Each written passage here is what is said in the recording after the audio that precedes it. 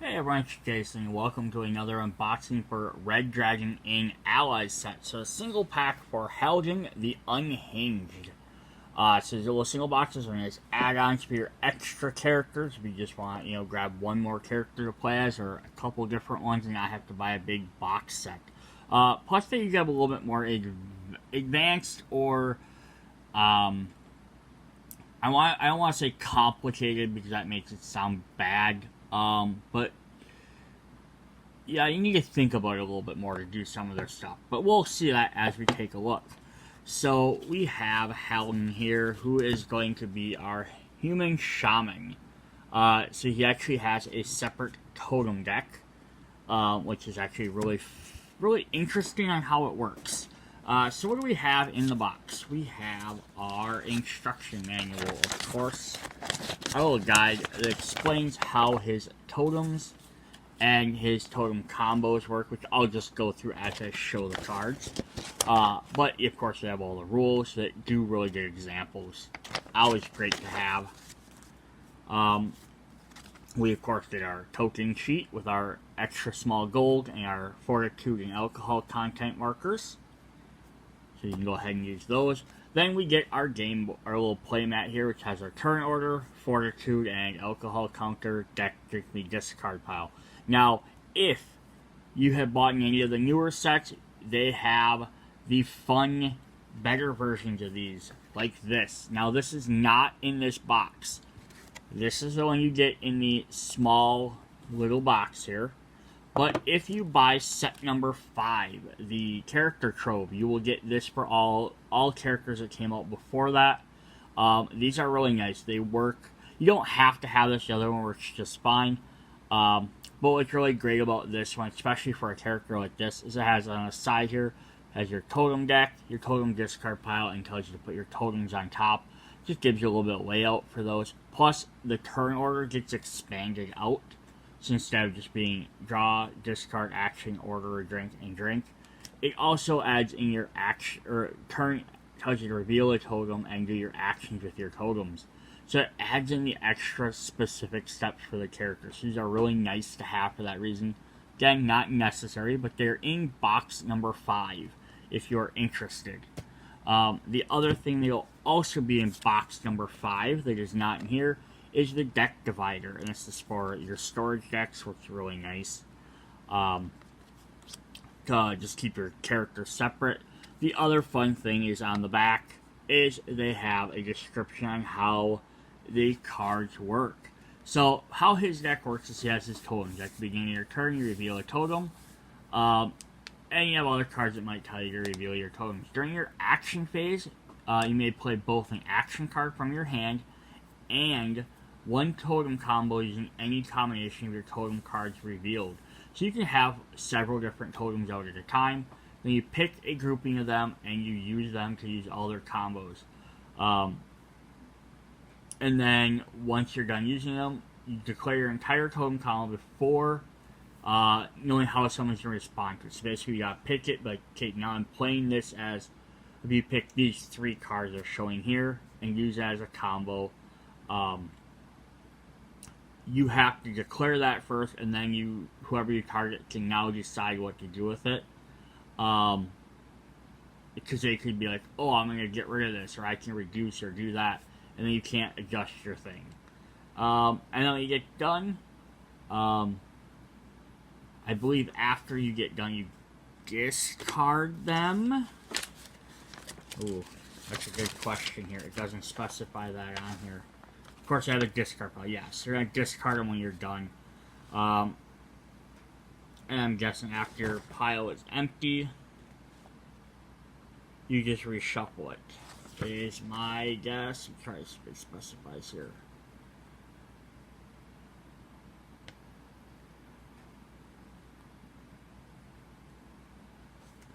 Beginning your character.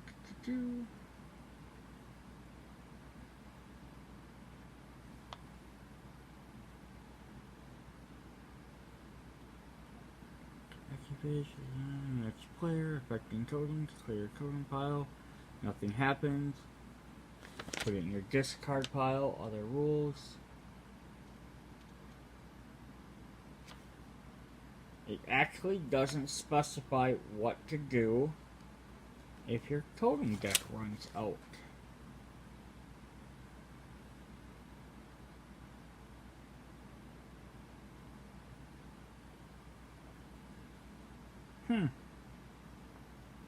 I would imagine you just reshuffle it and you replay it like you do any other decks like those, but it doesn't actually specifically say that in the rules. So if anyone knows for sure if they've played this enough and they know if there's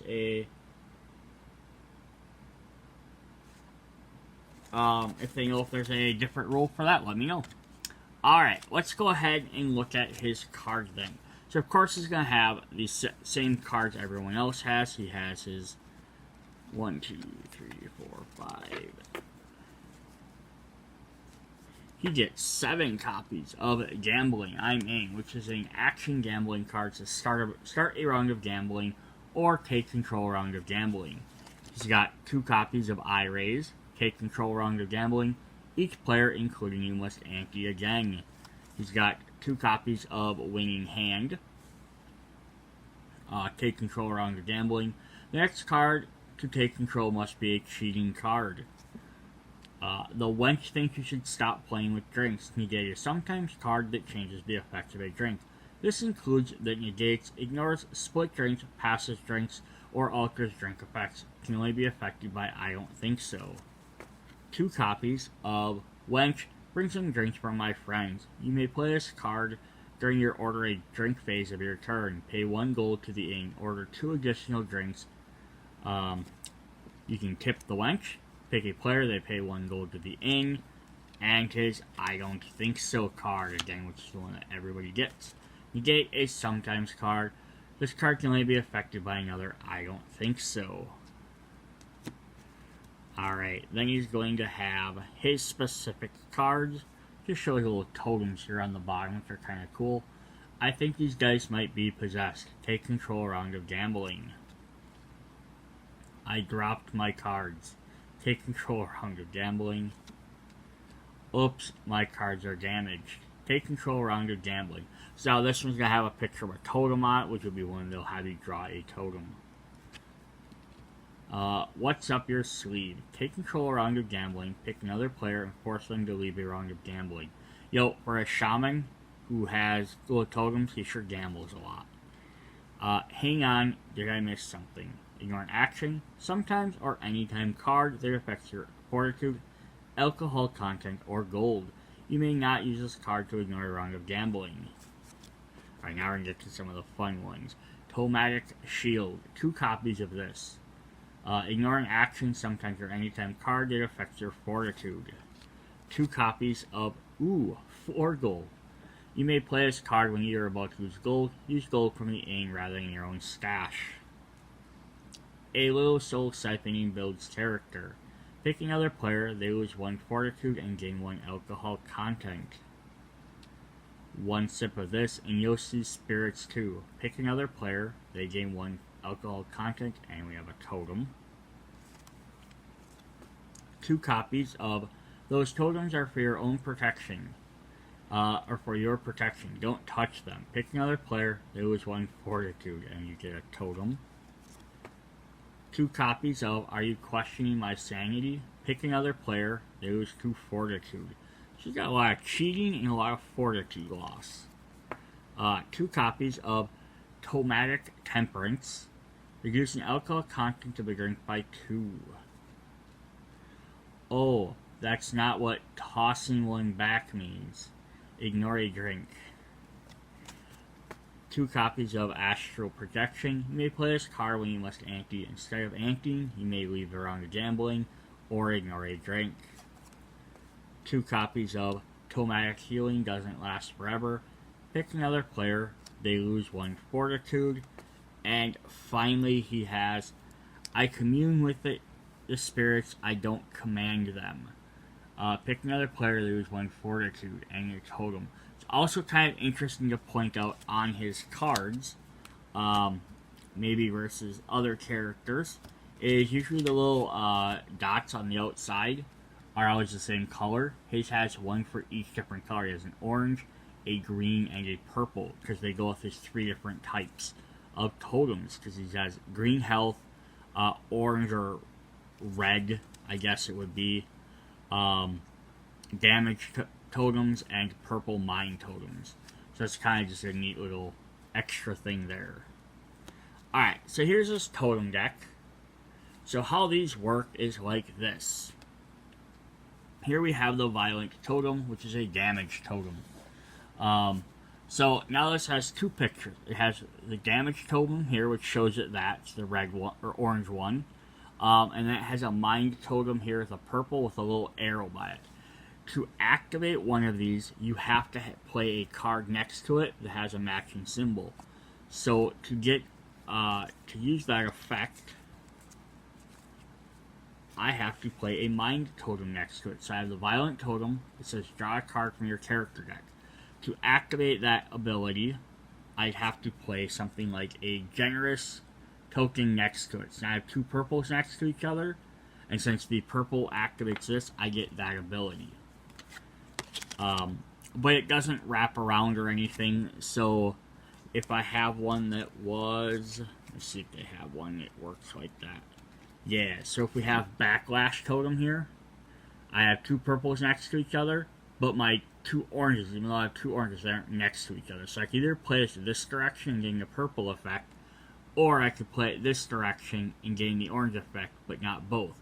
But I could link multiples of these up. I could play these 3 in a row and gain my orange effect, my purple effect, and then nothing from the last one, because it doesn't have any abilities. So you can link 2, 3, 4, 5 of these together, but then you have to discard them. But it's also then the bigger you get, someone ignores it, or even worse, negates it, or parts of it, that can definitely kill your entire vibe. Alright, so let's look at what we have. We have the Violent Totem, which will let us draw a card from your character deck. The Backlash Totem. Pick another player, they lose 2 Fortitude, and you lose 1 Fortitude. This is an Inattentive Totem. The Alertness Totem. Pick another player, they lose 1 Fortitude. Uncomfortable Totem. Here's one of our health totems. Soothing Totem, gain 1 Fortitude. Savage Totem. Each other player loses 1 Fortitude. Raging Totem. Lose 1 alcohol content. The Pleasant Totem. The Intoxicating Totem. Pick another player. They gain 2 alcohol content and you gain 1 alcohol content. Incendiary Totem. Pick another player. They lose 1 Fortitude. Hardy Totem. Pick another. Each other player gains 1 Fortitude and pays you 1 gold. The Generous Totem. Pick another player, they pay you 1 gold. Exhilarating Totem. Pick another player, they gain 1 alcohol content. Enlightened Totem, draw a card from your character deck. Cleansing Totem. Pick another player, they lose 2 Fortitude and you lose 1 Fortitude. Clarity Totem, gain 1 Fortitude. And the Bothersome Totem, reveal a totem.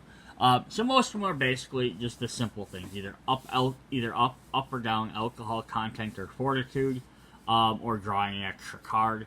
There's no like super crazy abilities outside of that. I mean, but there's now a lot of other things you can do in the space of the game. But yeah, it's a neat extra little deck. 'Cause every turn you draw a new card, and then some of your other ones that you play more.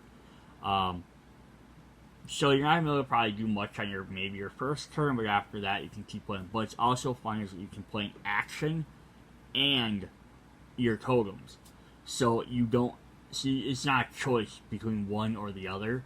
So you can kind of double up on different stuff. And you can play them in either order.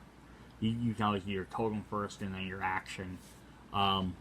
Yes, it's got a fun little interesting deck there. Like his regular deck isn't super extra special or anything, but his totems make it really interesting, like extra little gimmick. So that was Halen the Unhinged. So if you're looking for something a little bit different to play, there we go. Alright, check out the other Allies videos and the other Red Dragon Ing videos to see what other characters are. Bye!